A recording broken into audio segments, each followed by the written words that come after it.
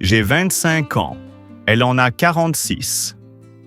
Ce matin, j'ai découvert qu'elle était la fille cachée d'un célèbre artiste français et que des hommes étaient prêts à tuer pour mettre la main sur son héritage.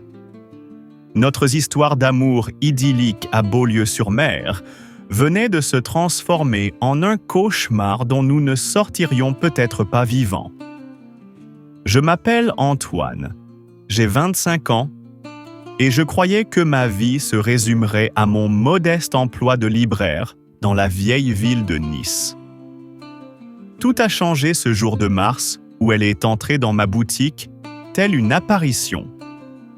Éléonore, 46 ans, des cheveux châtains aux reflets dorés par le soleil méditerranéen, des yeux verts qui semblaient contenir tout l'océan, et cette élégance naturelle qui vous coupe le souffle.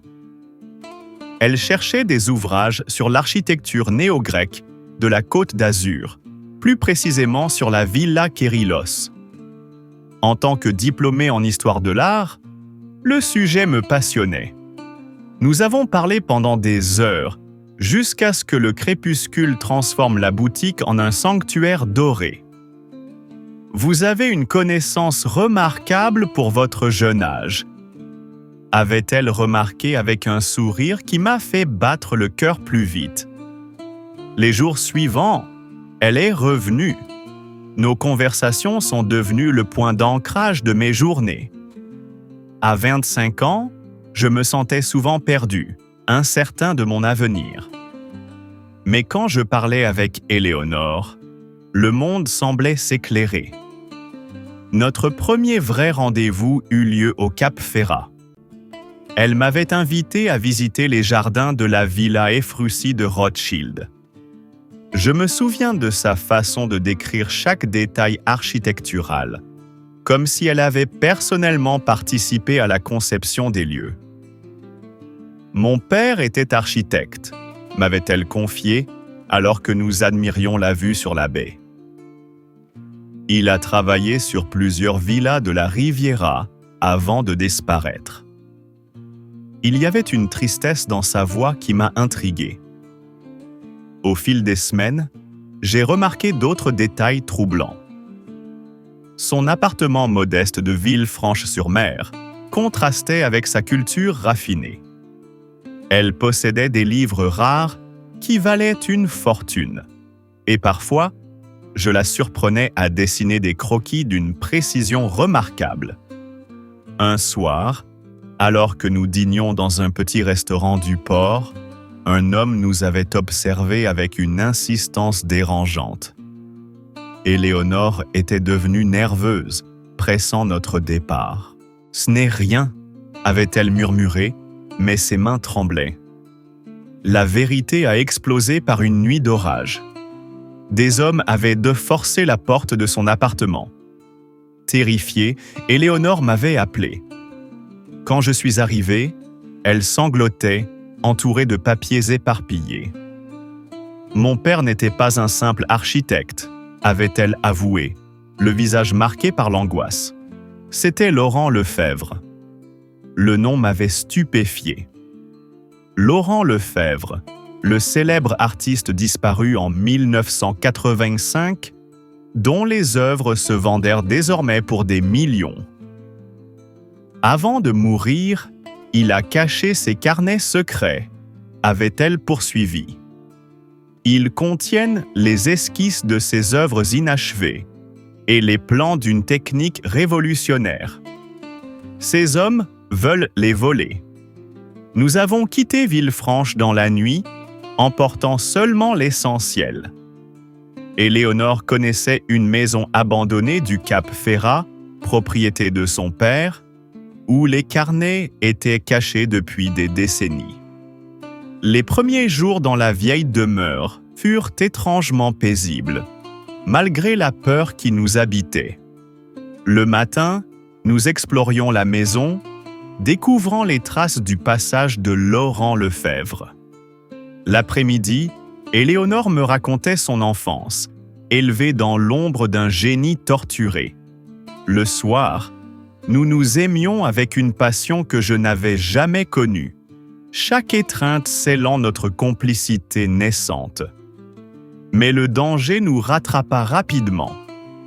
Un matin, en allant chercher des provisions, je remarquai des voitures suspectes tournant autour du cap.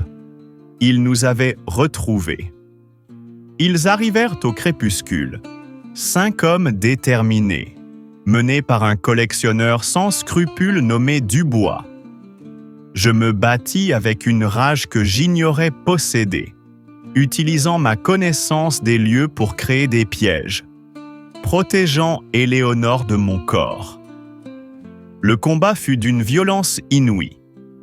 Dans le vieil atelier de son père, parmi les toiles abandonnées et les souvenirs poussiéreux, je défendis notre amour et son héritage. Dubois, fou de convoitise, brandit un pistolet. « Les carnets ou la vie » hurla-t-il. C'est alors qu'Éléonore apparut, tenant un vieux carton à dessin. « Prenez-les » lança-t-elle en les jetant au sol. « Mais sachez que vous ne comprendrez jamais leur véritable valeur. » Alors que Dubois et ses hommes se précipitèrent sur les carnets, la police fit irruption, alertée par un voisin. La confrontation fut brève, mais c'est la révélation qui suivit qui changea tout. Les carnets ne contenaient pas de technique révolutionnaire, mais quelque chose de bien plus précieux. Les dernières œuvres de Laurent Lefebvre dédiées à sa fille. Des dessins d'une beauté déchirante, montrant Éléonore enfant, avec des notes d'amour d'un père à sa fille. Dubois, réalisant que le véritable trésor n'était pas monnayable, s'effondra.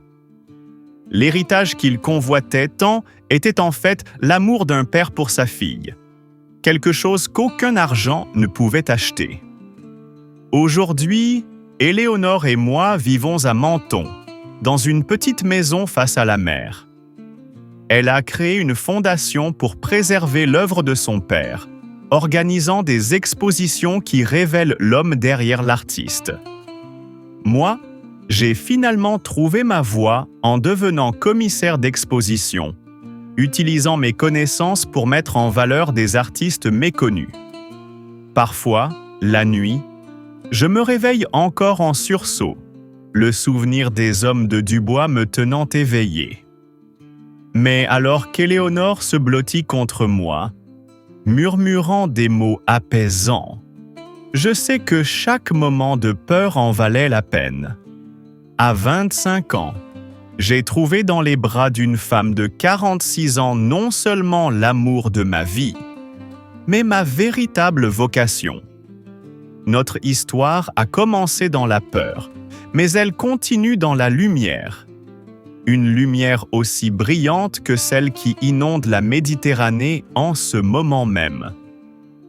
Abonnez-vous pour suivre notre aventure et découvrir les œuvres de Laurent Lefebvre. Laissez un like si vous croyez que les plus belles histoires naissent des rencontres les plus improbables.